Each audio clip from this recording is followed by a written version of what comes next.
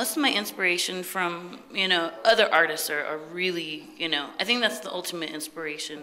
Going to museums and just looking at art, like I love old Japanese printmakers, like Hokusai and Yoshitoshi, modern Japanese artists like Yoshitomo Nara and Takashi Murakami, Katsuya Terada. And I love old Renaissance painters, Botticelli and Bronzino and all kinds. I love like the high Renaissance, the Flemish painters that were like really, really, rendered and detailed. And I think that's reflected in my work too. It's a lot of it's very flat, kind of like from the Japanese inspiration, and then a lot of it is really rendered and detailed, akin to like European stuff in like the 1500s, 1600s.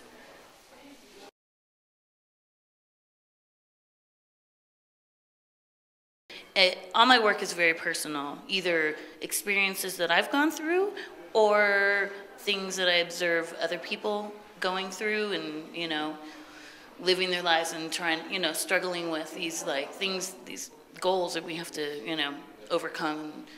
I think it signifies the loss, obviously, but it also signifies the hope, and life is a cycle. It's like, I don't believe people are meant to be in one relationship. There's one series in particular that I have, it's called Weight of Water, and it's about, the change of the water molecule going from gaseous to liquid to solid, but it's still retaining, it's still just a water molecule.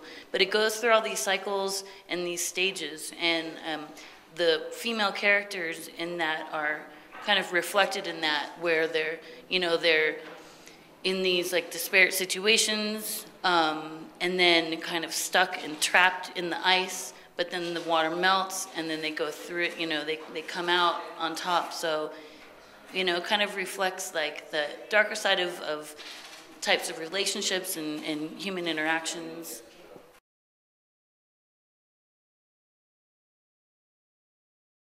Well, I've played bass since I was 15 years old, and I never had time for any bands when I was in college. So right after I graduated art school, I started a band with my friends, and they're like, "You're the artist, make the posters," and so I did. And I'd collected rock posters for a very long time, but I went to school for painting, so I never really thought about, okay, this could be a viable career move also, I did it, I started just for fun. And then, I put more effort into it, I made them in color, and then it just kind of grew from there, and I did them for friends' bands. And then I thought, well, I was a struggling artist just out of school, I'm like, I can do more of these. So I approached the Knitting Factory in Los Angeles to do their posters, and they said yes. So then I could pick and choose what bands I wanted to work for and do the posters for. And I did them exclusively for that club for a while. And then it just grew from there. I would pick the band, and they contact the band's management and say, hey, Tara McPherson wants to do a poster. And they say, okay. And then it goes back to me. They're like, okay, you got the go, do the poster. So there's never really any art direction. I can do what I want. They just care about, did I spell the venue correctly or did I get the date right?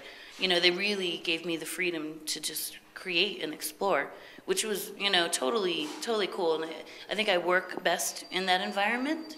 And now lately, I've been working more I've met a lot of people in the music industry, so I work for, bands that I've known or I've already met, and they always love it, and I just try and like make it fit them, their personality, and the vibe of the music.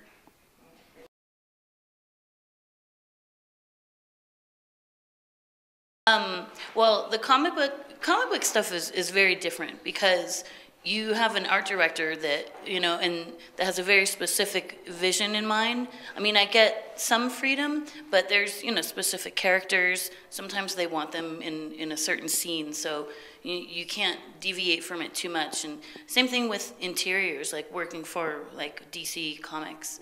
The writer has the script written out very carefully, like this scene we have these two characters facing front. Next scene is an aerial view of them walking away.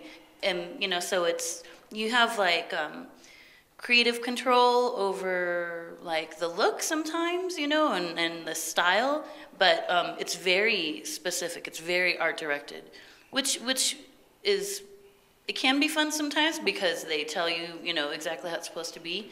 But for me, you know, I like to have the freedom a bit more. So the comic work, yeah, it's very different.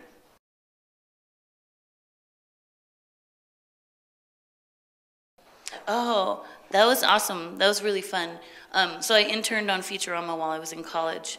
About halfway through, I took 2 semesters off. I worked for them for like 8 months. And it was great. I mean, I learned so much about animation and how, like, character design and, you know, just how it functions. And I think that really helped me figure out, like, the line work and also how to do turnarounds. I think that helps with my toy design now also, because you need like the front, back, side view of the character, and that's how they do the character designs for animation as well. I am Tara McPherson. Hi, Marvin Magazine.